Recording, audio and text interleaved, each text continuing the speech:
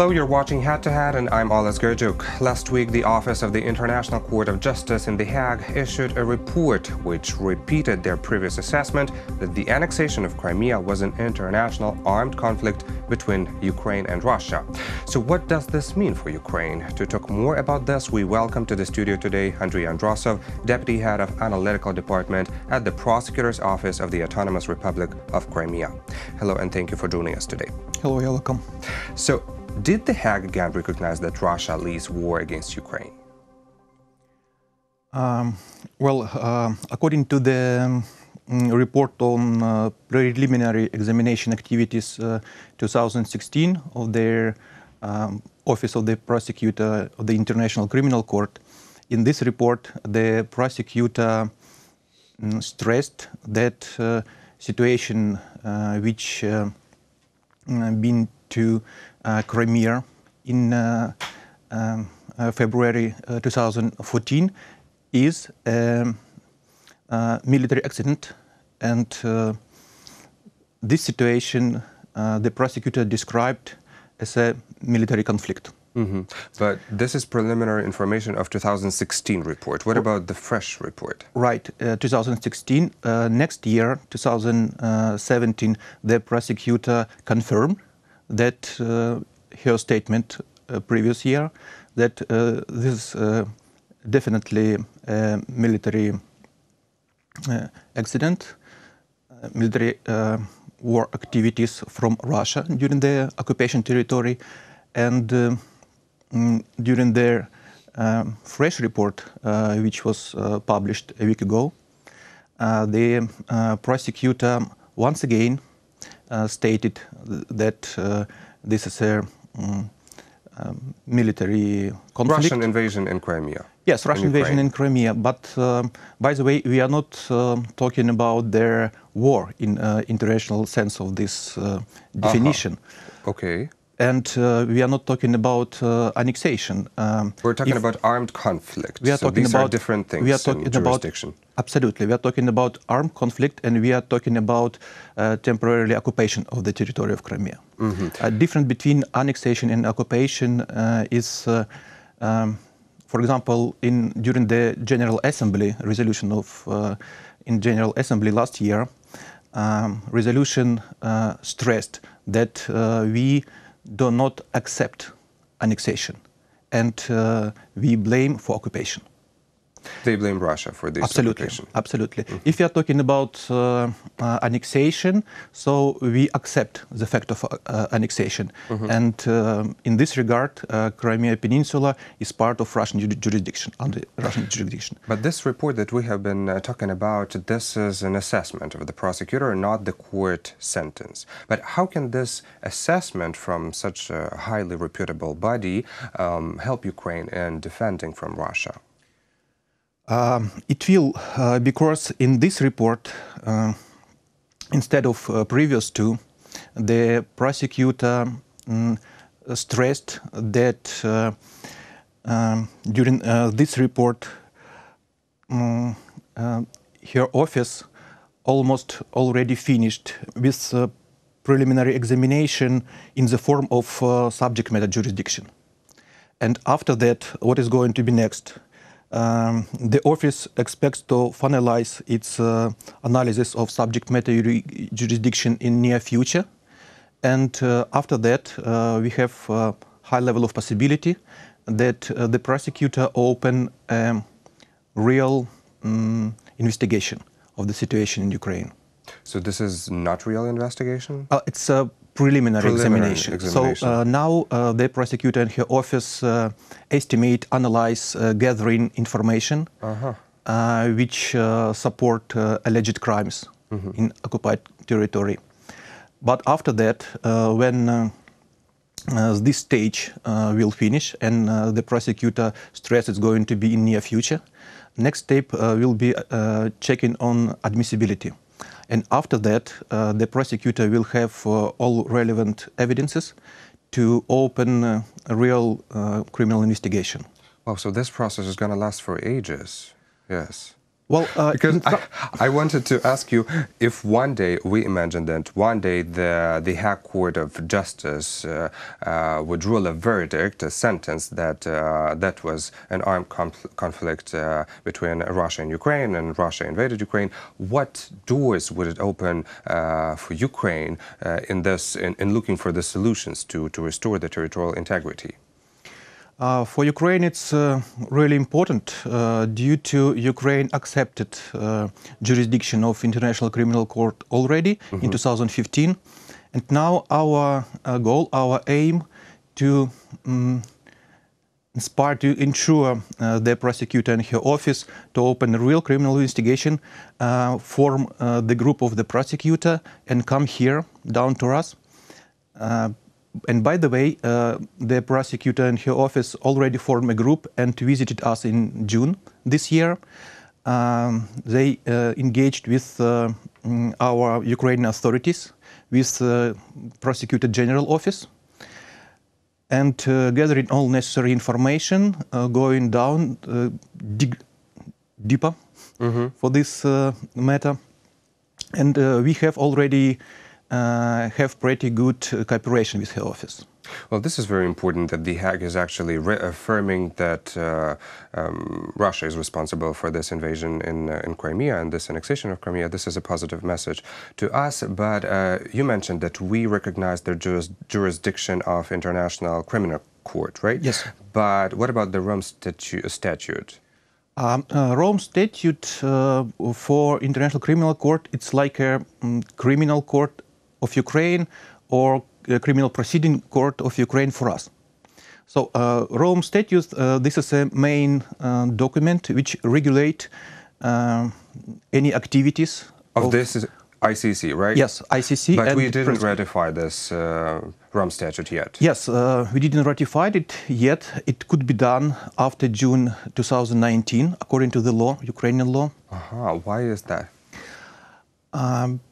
Ukrainian authorities decide to get some period to be ready for this, for ratification. Because if we ratified Rome Statute, we have to make some additions to our criminal law, national criminal law. Okay. So it should match one each other. And in this respect, we get some time to prepare our criminal court, our criminal proceeding court, another relevant law for the Rome Statute. But you're absolutely right. We have to ratify it, it's my opinion, as soon as possible, because we will have more benefits for this. Now, we like associated members of the Rome Statute Club, countries club. Okay. So we accepted jurisdiction. So criminal court and the prosecutor of the ICC has all rights to investigate here. In Ukraine? In Ukraine. They get down here anytime and started their own investigation. But we don't have political benefit. We can't vote on the assembly of the state parties, the Rome status. We can't do necessary, we don't have enough rights. We have obligations right now. Okay. After ratification of the Rome Statute, we will have also rights. Could you tell us about this rights? How would the Rome Statutes help us in this situation? I mean, the Rome Statutes of ICC in court cases against Russia. From a proceeding point of view, if the prosecutor of the ICC decide to open real criminal proceedings, she cannot do it on your own decision right now. She has to write down report, go to the judges, to the ICC, and judge will have a month to decide, to read this report and decide, shall they open criminal proceedings or not. If Ukraine, or when Ukraine ratified Rome status, the prosecutor of the ICC could make decision by herself.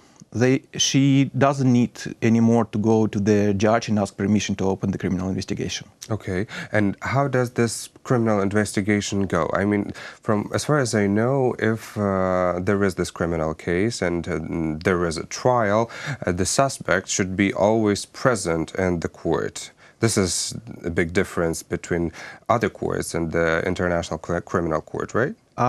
One more difference, yes, you're absolutely right, but one more difference that according with the national legislation, we have to respect immunity. For example, the highest Russian authorities, Minister of Defense or President, who... They cannot be detained and brought to court. Yes, we don't have this legal authorization to do this, because we have to respect... their internal laws. Well, internal laws, yes, and immunity. So they have immunity.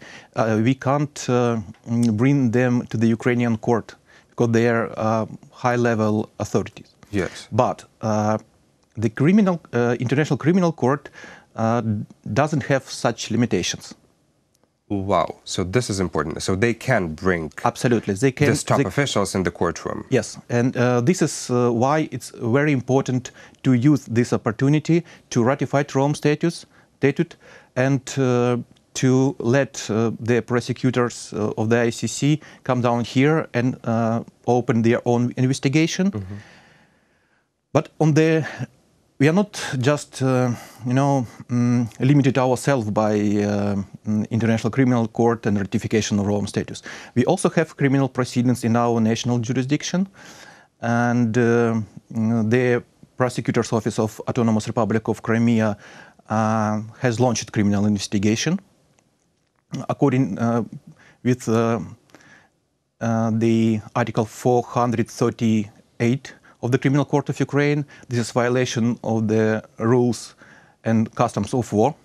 So we could bring to the justice not the highest level officials, but middle, for example. Their supporters. Yes. Well, that's what I wanted to ask you. I wanted to ask about these cases. I know that the Prosecutor's Office of the Autonomous Republic of Crimea is investigating people disappearance in the occupied peninsula and forced migration. What is the latest on this? This article what we are talking about, violations of the rules and customs of war, this article sent us to the international conventions. If we are talking about Crimea, we are talking about, in the same time, we are talking about a Fourth Geneva Convention, protection of the civilians during the war. And this convention regulates how occupying power have to behave and treat with protected persons who are living on the occupied territory. Yes. And there are a lot of violations from the Russia as an occupying power. We are talking not just about illegal migration, we are talking about deportation, colonization by Russian citizens. This acts violate Article 49 for the Geneva Convention. We are talking about illegal enforced conscription, Crimean residents to the Russian armed forces, which violate Article 51. We are talking about deportation our prisoners to the Russian land, mainland Russia. Yes, to the Russian Federation, which violate Article 76. Actually, so there are plenty of different violations, but all of them under Article 438 of Criminal Court of Ukraine. But if we speak about this forced migration, are we talking about people fleeing the Russian regime to Ukraine? I mean, IDPs here, or are we talking about mainly Crimean Tatars being persecuted and this history being repeated of this ethnic cleansing of Crimean Tatars in 1944? Well, the matter is illegal migration, what we are talking about, consists of three elements. First of all, it's colonization by Russian citizens our occupied So they land. repopulate the peninsula with Russian citizens brought from the mainland Russia. This is one element. Wow. Another element, when they deport our people to the Russian Federation or third country. And third element, when they forced our people to move to mainland Ukraine. So all these three elements combine in this illegal migration, which we are talking about. This is very crazy. Unfortunately, we run out of time. So the last question: who should be accounted responsible for this? Well, during our investigation, we formed all chain of command. Who is responsible? First of all, of course, it's the President of Russian Federation, Prime Minister, the highest authority who made decision, and those who are their supporters, who are coming down to the authorities of Crimea. Mm-hmm. Well, thank you so much for this interesting comments, for your dedicated work, and we here at UATV are wishing you best of luck in this mad fight with the aggressor. Thank you. Thank you very much. That was Andrii Androsov, Deputy Head of Analytical Department at the Prosecutor's Office of the Autonomous Republic of Crimea. Thank you for watching Head to Head, and stay tuned for more with UATV.